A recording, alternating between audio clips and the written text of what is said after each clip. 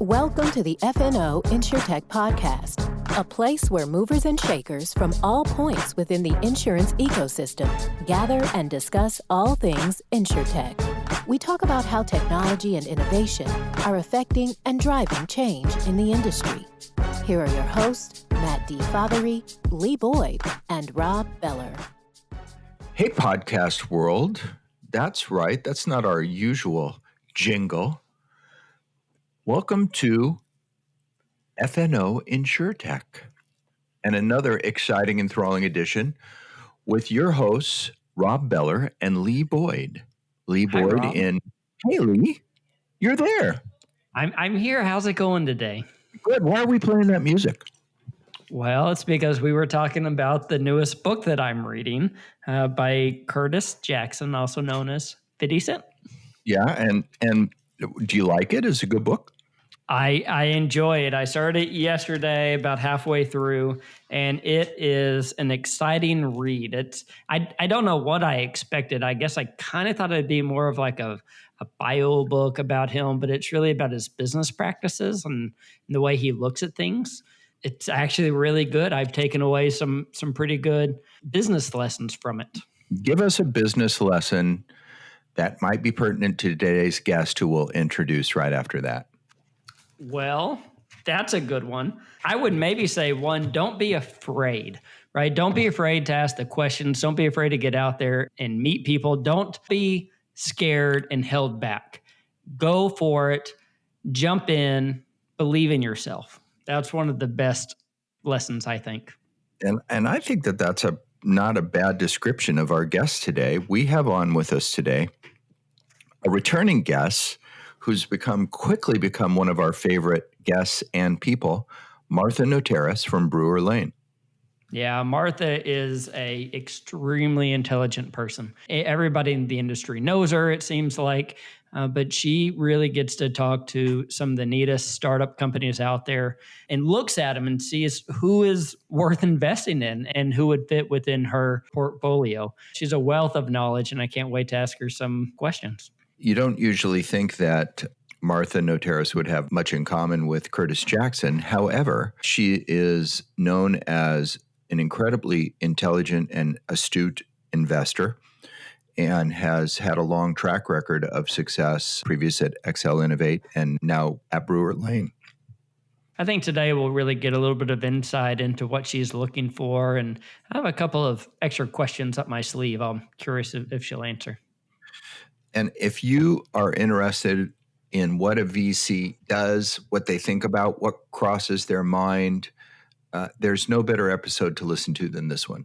I'll say that right up front. And we're honored and privileged to have Martha on with us. She is a leader in her field and very well spoken. And we hope you enjoy this episode as much as we did recording it. So without further ado, here is our interview with Martha Notaras from Brewer Lane. Hey, everybody. We are here with a returning guest, a celebrity in the InsureTech world, I think it's fair to say, and I know that she'll poo-poo that. Martha Notaras from Brewer Lane is with us again. She was with us earlier this year to talk about COVID and the effect on the InsureTech marketplace and ecosystem. And today, she's back with us. Just Martha today. One of our favorite guests of all time. Welcome back, Martha. Thanks for being with us. Thank you. I wanted to start off today's podcast by you giving us a little bit of history about yourself. You know, what do you do? But I can't tell you, I bet over the past 5 or 6 podcasts, your name has come up, and every one of our guests says, oh, it's Martha. She's a genius. She's wonderful. She's all over the industry. I just wanted you to kind of give us a little bit about, why does everybody in the industry know you? It's a mystery to me. I'm kind of shy, don't really have much to say, and never talked to any entrepreneurs or other VCs. So I don't know. But But seriously, folks. Yeah, but seriously, though. I suspect that it's because I've been really in InsureTech since InsureTech was a thing, and that was starting in 2015 with Excel Innovate.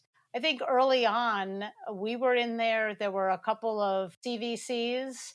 And then suddenly we turned around and the traditional VCs started getting interested in InsureTech. And now there are a lot of people who are very serious insurance, both insurance companies, but also VCs across the board who are seeing InsureTech as an important subset of fintech. I think I was right place, right time. And I also have been known to travel around to a few conferences in my time when we used to do that sort of thing. I have two questions for you. First is, tell us, everybody's wondering, what's your background? How did you get to that point several years ago where you said this InsureTech thing is a thing that we should be in? Tell us about your background, where you came from, and how you got here. Sure. I actually came into InsureTech because I had been an investor. I bought out Risk Management Solutions, RMS, when I worked for the Daily Mail, which you probably think of as a gossip rag. But in fact, I spent 15 years building up their business information group, investing in data and analytics. And one of our most successful investments was Risk Management Solutions. Through that business, which I sat on the board of for 10 years, I really got to know a lot more about the ways that insurance companies make decisions and also their blind spots, so that Risk Management Solutions really was created because insurance companies used to give away catastrophe coverage, earthquake coverage, Right. alongside their property and casualty. And then when they realized that when you have a catastrophe, it costs you a lot of money and it can even be a capital event, Right. they realized they really should understand that risk better. Mhm. And when Tom Hutton, who had been the CEO of RMS and whom I had negotiated against for several months in acquiring that company, when he went off to start Excel Innovate, he called me first to say, "You want to come along?" And that's really how I got in to InsureTech before we knew exactly that that's what we were going to invest in. We knew we wanted to invest in smart entrepreneurs. We just didn't realize how big the ecosystem would grow and how quickly. At that early point, sounds like that knowledge of the insurance industry was really helpful to you. Like you said, knowing what their, not only their blind spots, but probably what their pain points are.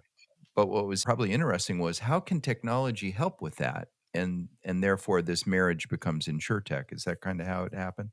Well, I think that's right, because I think that part of it comes down to where the pain points are within insurance, reinsurance, brokerages, and then even as you think about the customers of the insurers, in terms of the consumers and the businesses. So I think in some ways there's sort of a lot of pain. Sometimes it is the same problems that is causing pain on both sides. And some of those things can be like how long decisions are taking. And an example of that is that in life insurance, I think the average life insurance policy on a traditional basis takes something like 8 to 12 weeks to turn around. And I am sure that nobody was happy about that, from the life agents who are waiting for their commission to the life insurance companies who want to book those policies, and certainly to the consumer who basically doesn't even want to get involved because it's so difficult. And so I think that when you see pain points like that that occur in various parts of the chain, then those are definitely pain points that are worth going after. Let's understand, kind of level set here. What do you do? I mean, everybody who's not a VC kind of looks at VCs and says, yeah, they're people that invest money in companies. And I guess ultimately that's kind of what you do. But tell us what you do and what Brewer Lane does. I'll start with Brewer Lane. We are investing in fintech and insuretech. We really invest across the full range of InsureTech. So we look at life, P&C, health, asset management, and we really think about all of those lines of business within insurance. There are plenty of pain points in there, and there are plenty of companies that are addressing those pain points. We are focused on Series A and B. So we are looking for companies that have product market fit, the beginnings of traction. It's something more than an idea. In terms of what I do as a VC, I guess there really are three things that I spend my time doing. The first one is coming up with the investment theses to say, where do we want to invest? Which pain points are solvable and are big enough problems to make for a really interesting business? The second one is meeting with venture capitalists who have deals, but most importantly, with entrepreneurs who are in the process of starting up their businesses and expanding their businesses and are thinking about how they want to capitalize the business and who they can find who has both money and a way to add value around the board table. And I think that that combination of money and expertise, Right. whether that expertise is in building companies or in sharing network contacts or in looking at things sometimes in a different way to see opportunities beyond even what the entrepreneur is imagining, I think that those are really key issues. And then that really leads into the third point, which is doing good deals. And when we think about this, what it means is finding the right company, but also finding the right company that is at a stage where you can reach an agreement on valuation. And then as a venture firm, you can get enough of the equity to make a real difference when that company is successful. So the reward end of it, if you will. Well, and it's the reward end of it for everyone around the table, so that there is a very collaborative effort among the entrepreneurs and every single set of venture funders, so that you really are looking for something a little different from each of your investors. And then, yes, exactly. And then we all live happily ever after. That's the ending. Martha, I'm very interested in what goes on in the life of the company you are investing in. We've spoken with you before, and we've spoken with many VCs before, and we talk about what are you looking for in a company? How do you pick a company? But I'm very interested in, once you determine that you're going to invest in a company and you invest, what happens to their culture, their ecosystem? Do things change, or do things just continue on as always? I don't think that you really look for a change in the company because you have capital. I think that what the changes that you would see certainly would be an expansion where you are the startup has presented as part of their fundraising a plan, and then they go into very strong execution mode.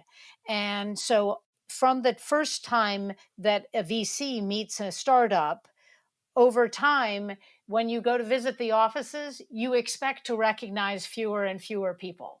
I So see. that you definitely have an expansion in terms of the team, not necessarily always a huge expansion of the management team, which is the primary interface between the company and the VC. And then I think that the other places that you see a change for those companies is not only in the expansion of the people and of the commitments that they're able to make in terms of, hiring more developers, doing something faster.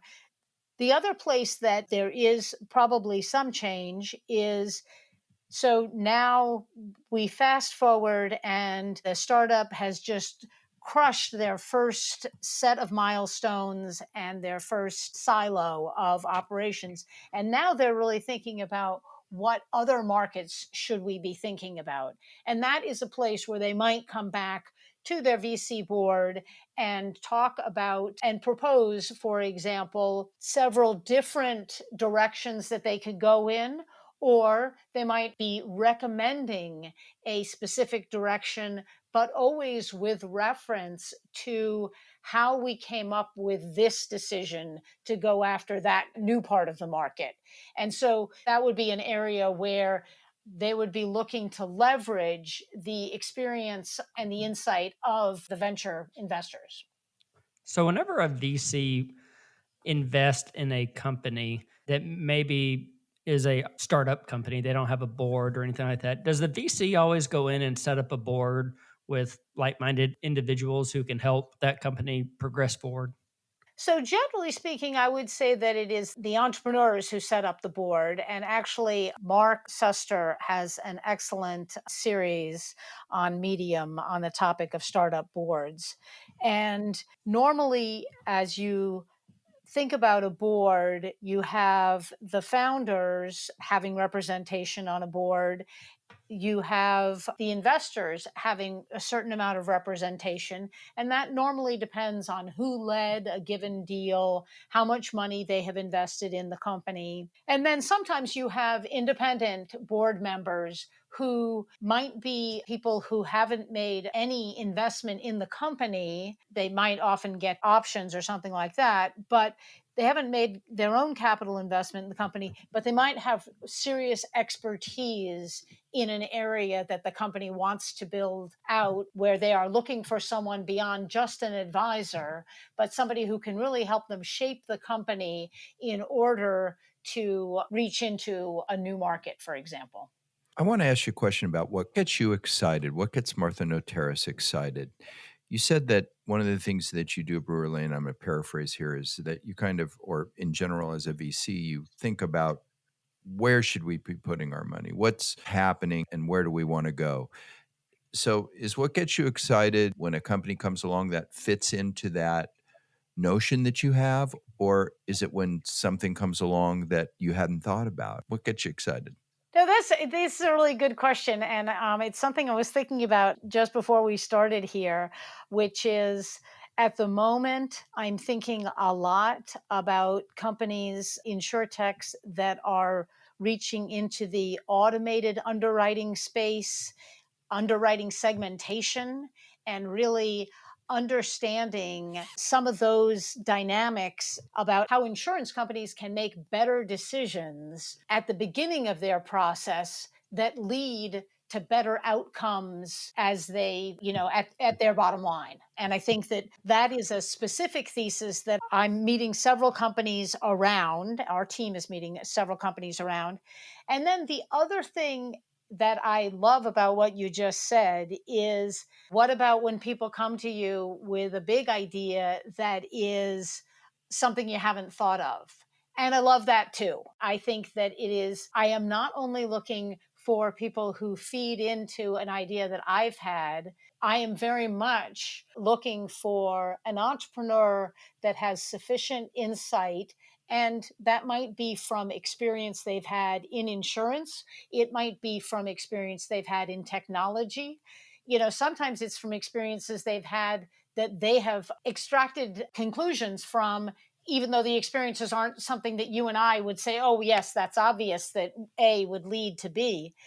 And I think that some of those big ideas of what can I really do to change the way that insurance happens, those are things that are of a lot of interest right now. At Brewer Lane, we do tend to look at full stack and infrastructure. And then we also look at data and analytics companies, particularly around risk. So I think that there are a lot of hooks we have into the market. Mhm. And I just love talking to entrepreneurs. I love the originality of theses. And I also think that an entrepreneur is really a unique set of skills, has a unique set of skills, whether that's all held in one person or whether it's distributed across a founding team, because you do need to be a visionary, but then you also need to be incredibly granular to be able to execute against that vision. Oh, and you have to embrace a certain level of risk if you're going to be an Yes. entrepreneur.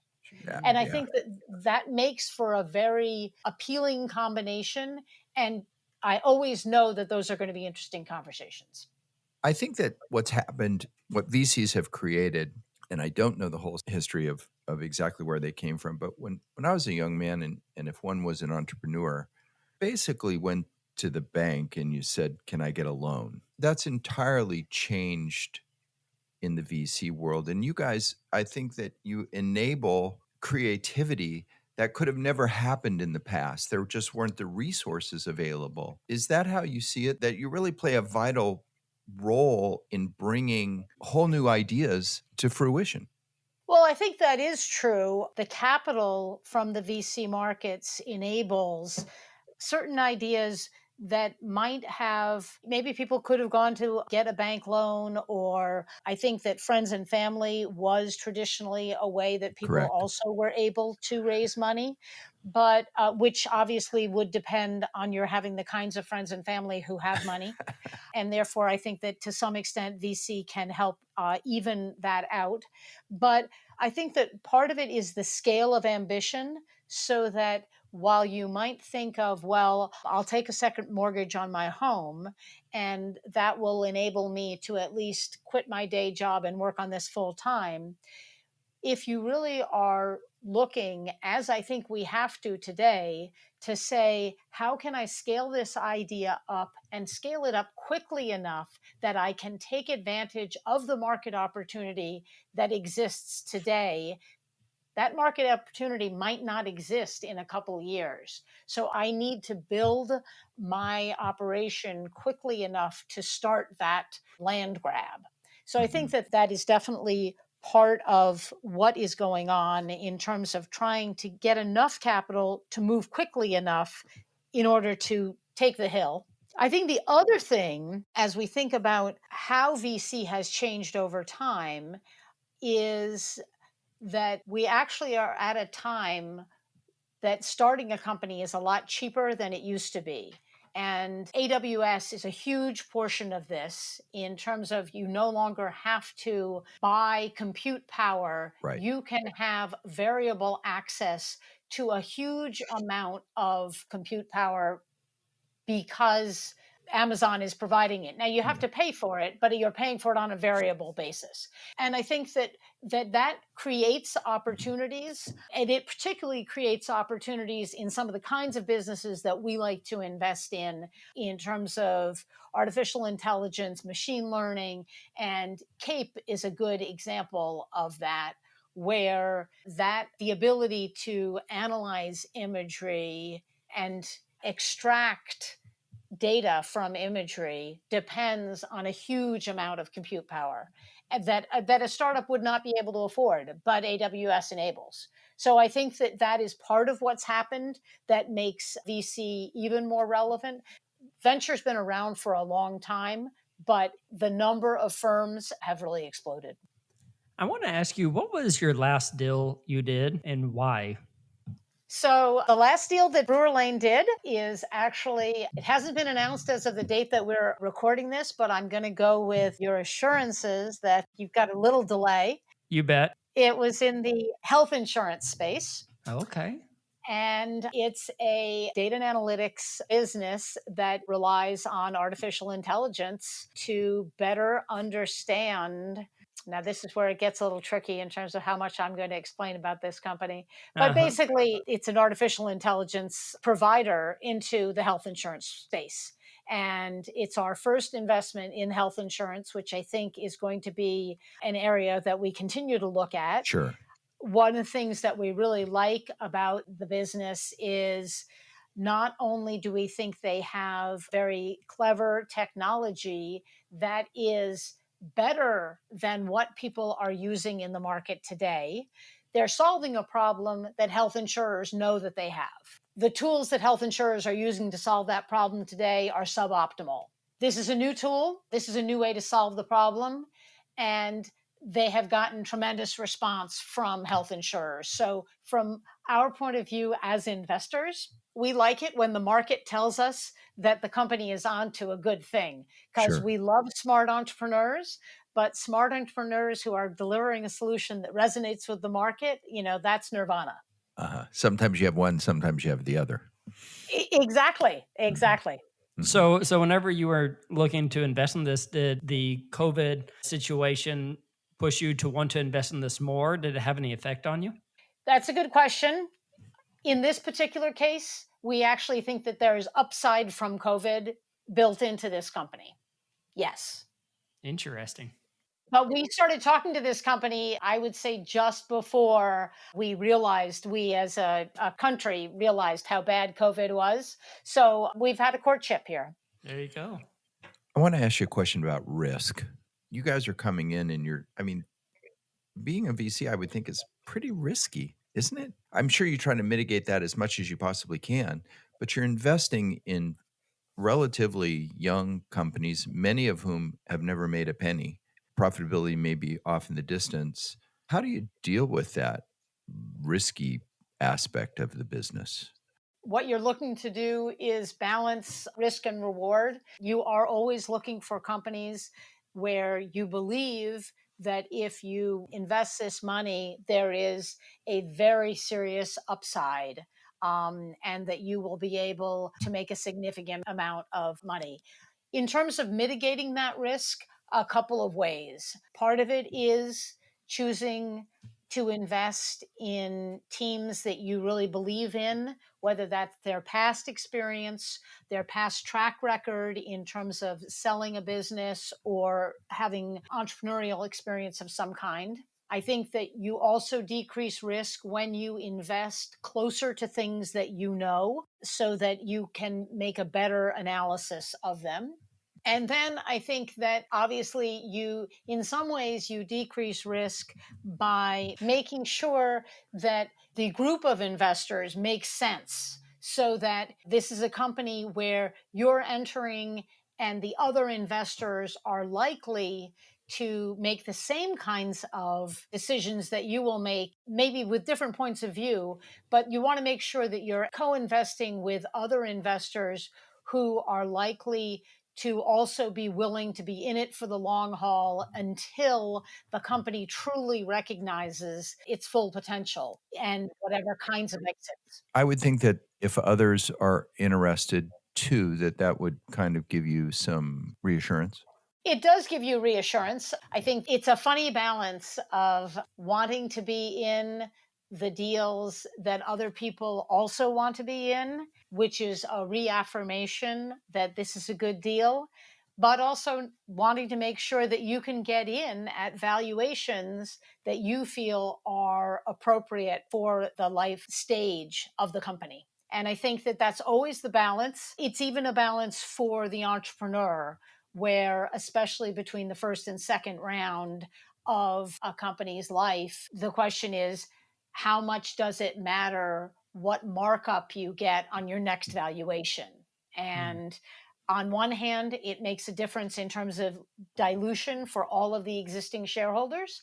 On the other hand, nobody gets prizes for interim valuations. All that matters is what you exit at. Well, so with all that said, I have to ask the question, have you ever invested in a company that failed and didn't turn out? And if so, what did you learn from it? Oh, this is harsh. This is it, Martha. We've been working up to this. Come on now. Yes. Okay. I have invested in companies where they failed to thrive. Okay. They didn't grow fast enough to support ongoing venture money going in. And we had to take the company to auction and found a good home for it, but didn't get anything like the venture returns that we would like. Wow. So what are you trying to do whenever you invest venture funds? You're going to try to grow the company so you get X rate of return and another venture company comes in and purchases it. Is that right? Usually, the way that it'll work, so for example, if we go in at Series A and maybe we lead Series A, then at the next round, 12 to 18 months later, usually, you'd be looking at raising a Series B, and you would be looking for a new venture capitalist to come in and lead the Series B. And Mm. leading would normally mean they put the largest amount of money in and they take a board seat. And then the existing Series A and prior investors generally invest their pro rata amounts so that they keep their proportionate percentage of the company. So that's not the exit, that's just interim, that's just ongoing fundraising. And then in terms of what happens specifically with InsureTechs in terms of the outcomes, you look at some astonishing outcomes like Assurance IQ, which sold to Prudential for, $2.5 billion plus another $1 billion earnout. That is one path which an incumbent buys an InsureTech because of the capability that the InsureTech can deliver to the incumbent. So there, you are potentially getting paid not just, for example, for the clients that the startup has delivered to date, but also to the value that the incumbent can recognize by spreading that capability across their entire internal base. So I think that's one outcome. Another outcome, and this is more similar to what you just referenced, but another outcome would be after the venture capital, growth capital might come in at Series B or C, and ultimately you might get bought out by a private equity firm.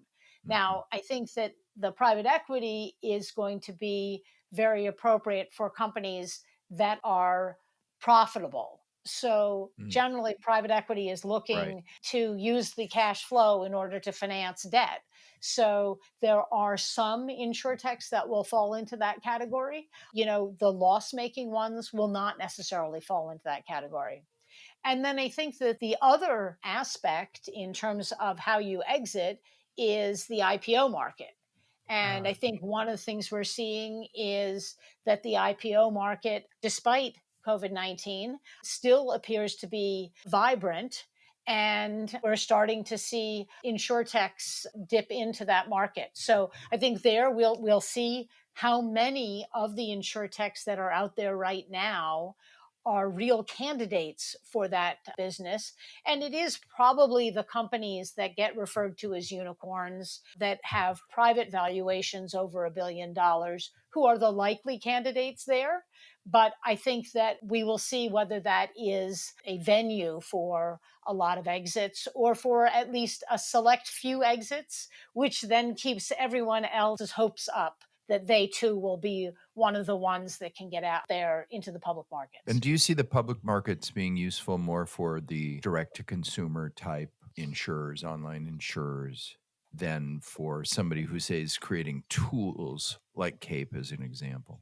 I think that there are, if you look at things that are traded publicly, so Goosehead is really in the brokerage end of insurance, tech enabled, and then SelectQuote, which went public relatively recently, is really much more in the lead gen side. Which is a tool used by a broad range of insurers. The place that I left out, and I think that many of the data and analytics and even infrastructure plays could very well end up in the broader insurance ecosystem in terms of companies that are already in the business of supplying technology and data to the insurance industry. You must be watching what's going on in the public markets very closely right now to see what kind of action happens with that. Well put. I want to ask you about the nature of these founders. Obviously, you want them to be ambitious and brilliant and all that stuff, all those attributes.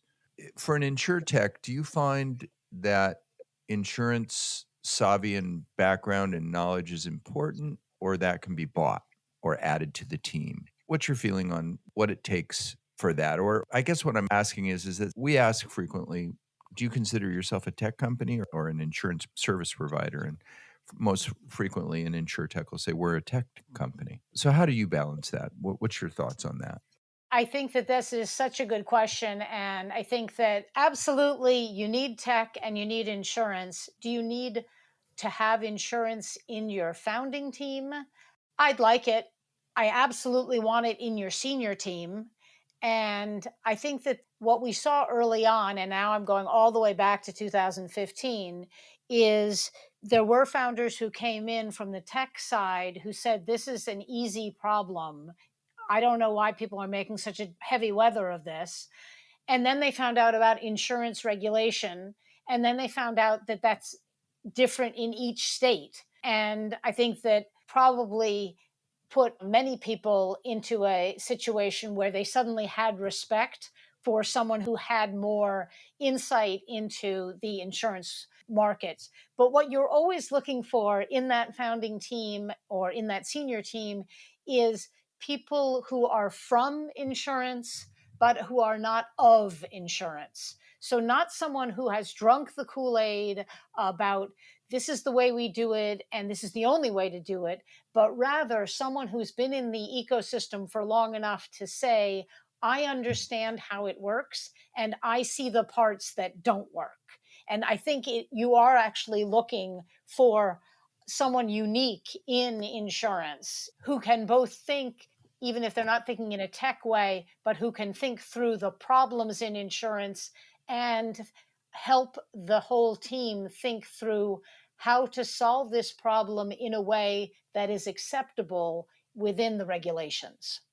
We had Cole Winans on from Flyreel, and they started, entirely different direction, entirely different idea, and they pivoted over to insurance.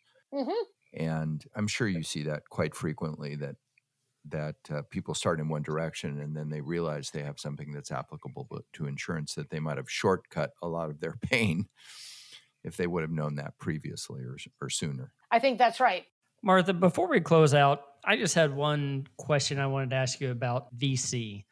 Where does the money come from that these VCs invest with? Do they get groups together and have large companies? Where is the money that you are investing with? Where does that come from? In general, the venture capital funds, and I'll speak sort of to the traditional funds, are getting their money from the investment groups at institutions. And those might be broadly financial institutions of various kinds. They might also be university endowments, for example. Oh. Sovereign wealth has been a big contributor to both VC and private equity, as well as, family offices, high net worth individuals. So I think that generally the funds have a spread of types of limited partners.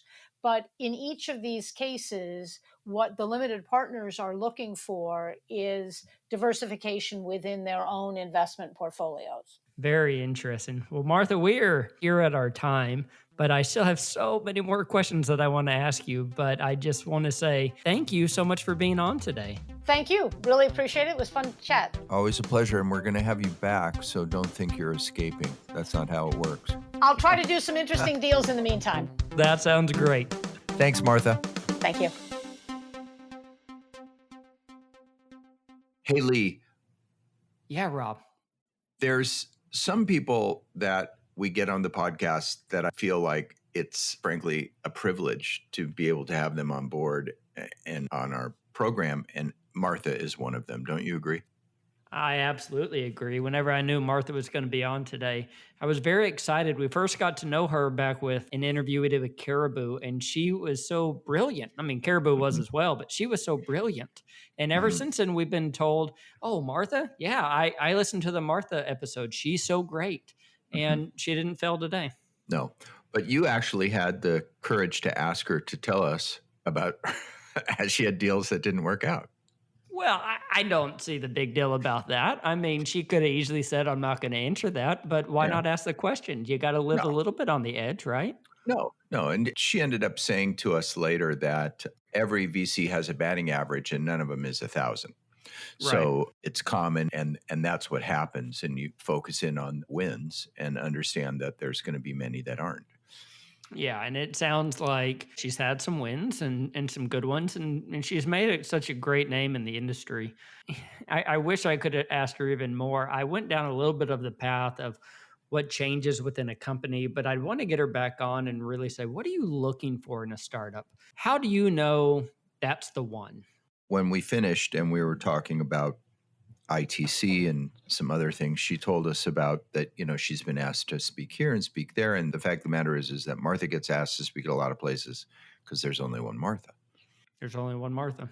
She's whatever hype that comes before her is all well-deserved. And we hope you enjoyed the episode as much as we did. And her insights and her thoughts are of value to you. And if they are, please subscribe and please let us know. We're always interested to know what our audience thinks, what they think of our program, what they think of our guests. Just any thought you may have, please share it with us.